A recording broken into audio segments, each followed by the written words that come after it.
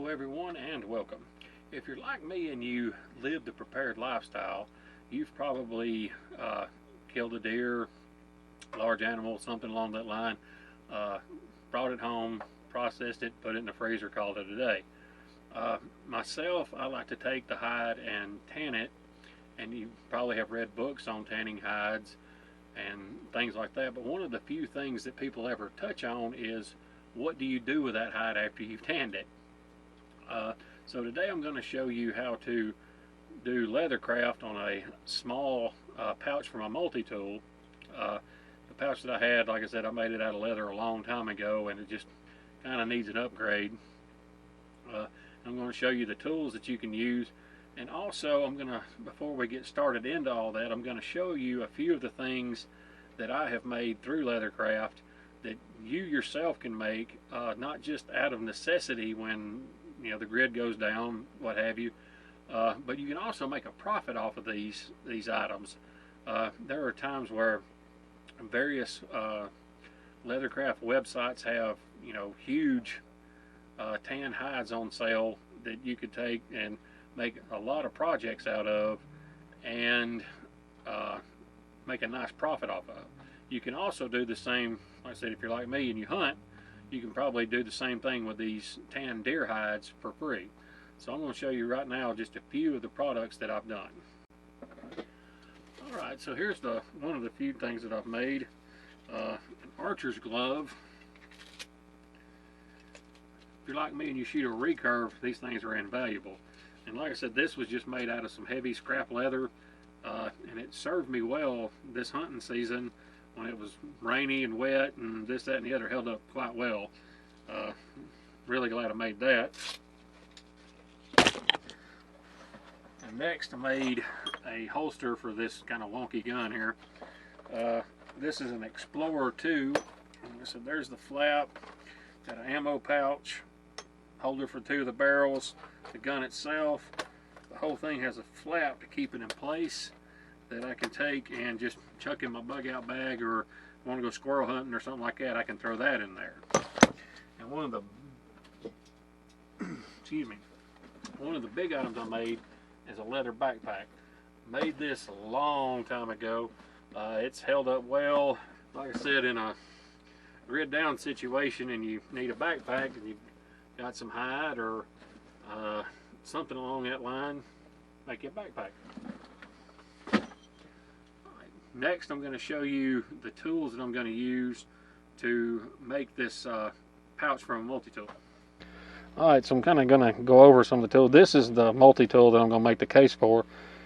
Now, I realize that mine is not made out of space-age material and has a hookup for the cappuccino machine and all that kind of good stuff.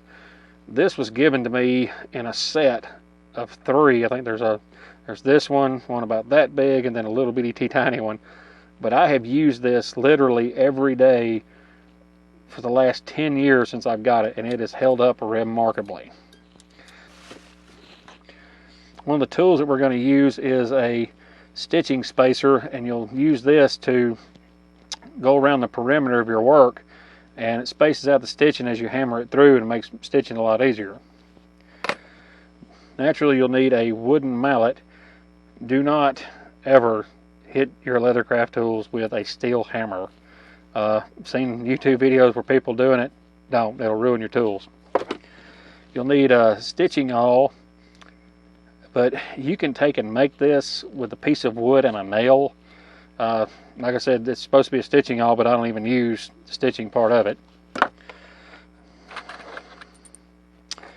Now these I consider to be kind of indispensable because it also helps you set grommets and things like that. You got the base, turn it this way to do buttons, turn it that way to do the top of the button.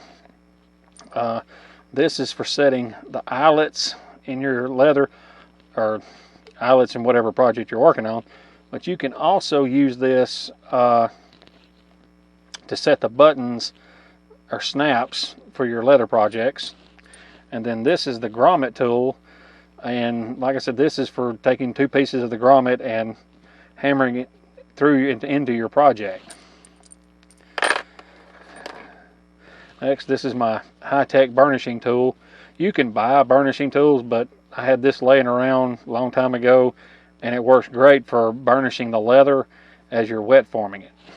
Of course, you'll need an X-Acto knife to trim your leather. People can use scissors, just whatever your preference is. Of course, you'll need some snaps. I just chose these because they were cheap and they seem to work pretty good. You'll need a heavy gauge needle. Actually, you'll need two of them, and some wax thread. And the stitching on it has a dramatic longevity over just regular old thread or string. Alright, so next we're going to start forming the leather around the tool. So here's my tool, and here is my leather. I've already cased it or soaked it in water, but not to the point where it's wringing wet.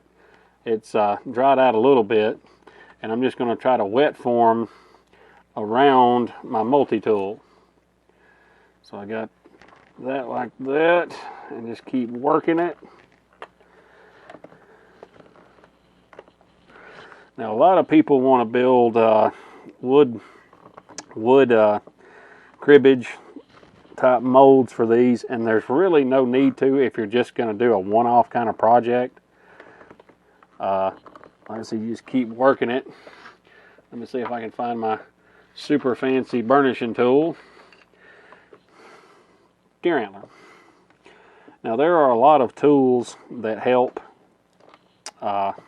specialty tools that cost a lot of money, some of which I have, to do this, but in an off-grid type situation or something along that line, you're really not going to have access to that kind of stuff. So that's why I'm just going to use some hand tools and regular old things that I might have laying around, like this scrap leather, so forth and so on. So you're just going to keep on working it, and once you wet leather like this, or tanned leather, vegetable tan leather, it gets to the point where it's a little bit more malleable, and it'll stretch with you a little bit. And like I said, I don't need it to be perfect because I'm not, it's leather, it's not an engineering project. But I just want to make sure that it's kind of getting started so that when I attach it to the bottom, I'll be able to work out a lot of these wrinkles and stuff you see like this around the back of it. Now normally you could just take and cut around this and then cut notches in it, but I don't like to waste my leather doing that. Like I said, little bitty pieces of leather come in handy all the time. And if you want to go the scientific route as far as doing this, you can always measure the width of your multi-tool, then you're going to take and measure the height of your multi-tool, and then you're going to take and add like a ½ inch to it, and that'll give you your scrap piece of leather that you need. So I'm just going to work this a little bit more. I'm not going to bore y'all with that. Alright, so we got all our pieces cut, and now we're ready to put the dye on them. When doing the dye, I like to do, instead of one big heavy coat, do them in light coats and build up to the darkness that I want. So let's get started on that.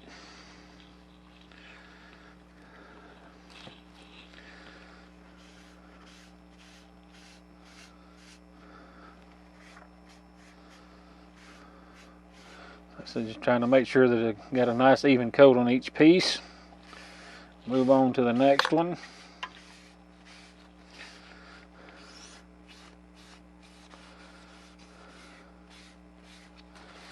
Like I said, I don't want this super dark, like kind of a desert tan, I guess would be the correct color that I'm looking for.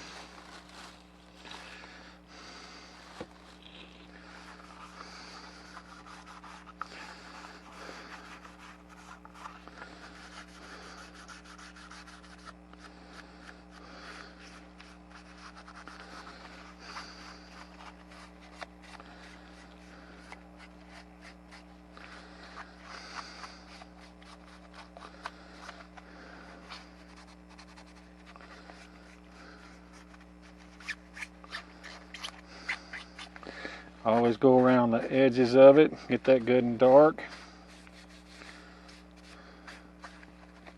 And this works really well if your leather is warm. It really soaks it up good. Trying to get all the little nooks and crannies.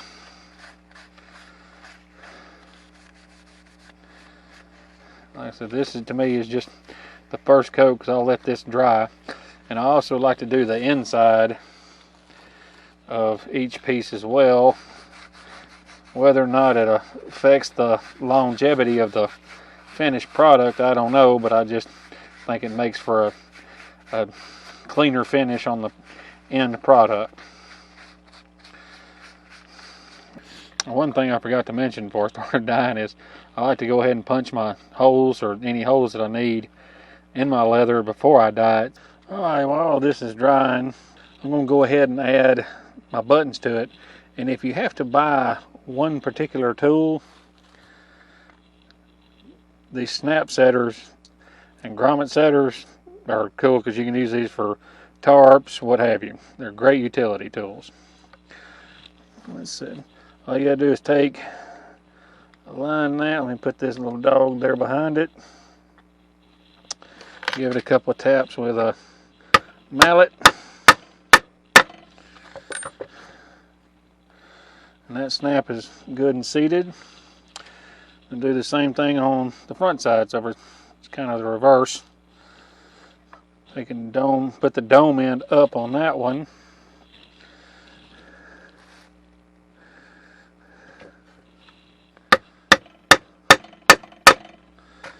And then that one seated. Alright. Like I said, we're going to let this dry a little bit longer before I glue it together. Alright, so we got our pieces dyed and dried. The first thing I'm going to do is take the strap and line it up with the holes I've already punched on the both of these pieces. And I'm going to take some wax thread and I'm going to saddle stitch it to the back. And a saddle stitch, if you didn't already know, is basically where you're just passing the string or thread, what have you, back through the same hole. So it's like so. And this is what your first hole is going to look like. You're going to have these two, pull them kind of even with each other, and then you're going to take this one and pass it back through the second one. And you're going to pull it good and tight like that, and then just do the same thing on the rest of the holes. And like I said, this type of stitch is pretty indestructible. Alright, so we got our belt loop attached. Like I said, pretty sturdy. So next we'll go ahead and begin kind of the pre-assembly. And what I mean by pre-assembly is I'm going to take and put it on there, then take my multi-tool and make sure I've got it kind of how I want it before I glue it down. And like I said, always remember to put your strap on or your belt loop on first, because it's kind of impossible to do once you've got it assembled. And I'm just going to use some regular old JB Super Weld because I have it on hand from putting inserts in my arrows. I'm just going to put a little bit on there. I'm not going to really put any on the end because I'm going to have to do some fitting as I stitch around.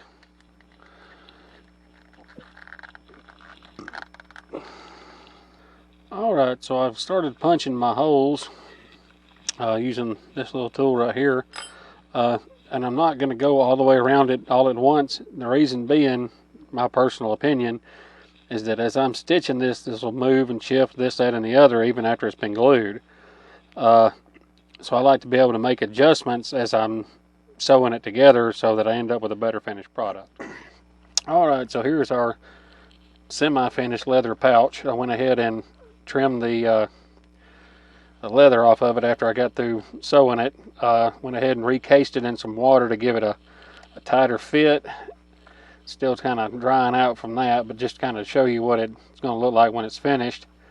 As far as I'm concerned, this will be a finished product, because like I said, once water dries out of it, I'll use it as is. May put some waterproofer on it, but that shows you what you can do with, you know, a hide that you process, whether it be from a deer or a cow, in about an hour's time, aside from the dye job that you have to give it. But you can be doing other things while the dye is drying. So there it is. I said, see y'all next time.